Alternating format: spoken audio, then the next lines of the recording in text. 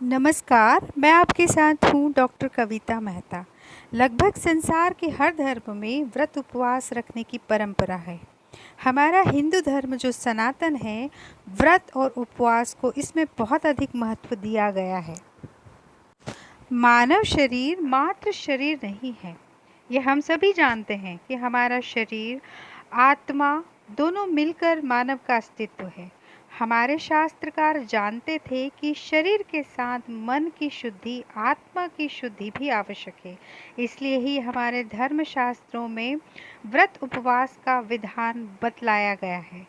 सही रीति से किए गए व्रत उपवास न केवल शरीर को पुष्ट करते हैं, वरन गंभीर बीमारियों से बचाते हैं। साथ ही ईश्वर के निकट आने का अवसर प्रदान करते हैं।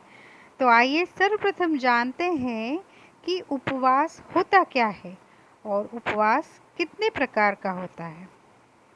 उपवास का अर्थ है ईश्वर के निकट निवास करना, अर्थात आंतरिक शुद्धि का काल।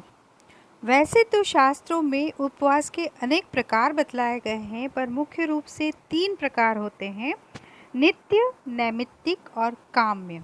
नित्य उपवास में इंद्रिय शुद्धि पर बल दिया जाता है, अर्थात सदाचार, अर्थात काम, क्रोध, लोभ, मोह, अहंकार की निवृत्ति। नैमित्तिक उपवास में प्रायश्चित का प्रावधान है।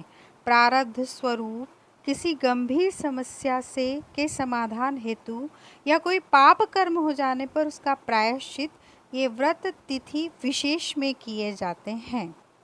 काम्य व्रत किसी विशेष कामना की पूर्ति हेतु, किसी इच्छा की प्राप्ति हेतु काम्य व्रत किया जाता है। तीनों ही प्रकार के व्रत में शरीर और मन की शुद्धि व प्रायश्चित का विधान है। सप्ताह में 2 बार अपने इष्ट देव की कृपा प्राप्ति के लिए उपवास अवश्य करें।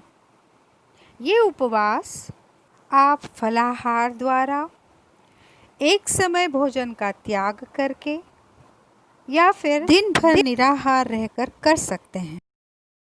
विज्ञान भी आज मानता है कि हफ्ते में 2 दिन उपवास करने से शरीर की हीलिंग कैपेसिटी बढ़ती है, अर्थात प्राण शक्ति बढ़ती है।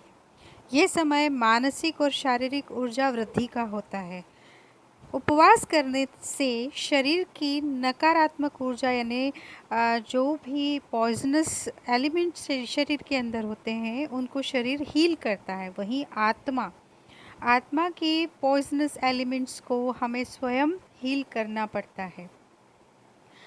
सकारात्मक ऊर्जा बढ़ने से ब्रेन में रासायनिक परिवर्तन होते हैं, जिससे वो हार्मोन सिक्रीट होते हैं जो आपको शारीरिक और मानसिक रूप से जीवन जीने की ऊर्जा प्रदान करें। ईश्वर की निकटता ऐसे में वरदान सिद्ध होती है। नमस्कार।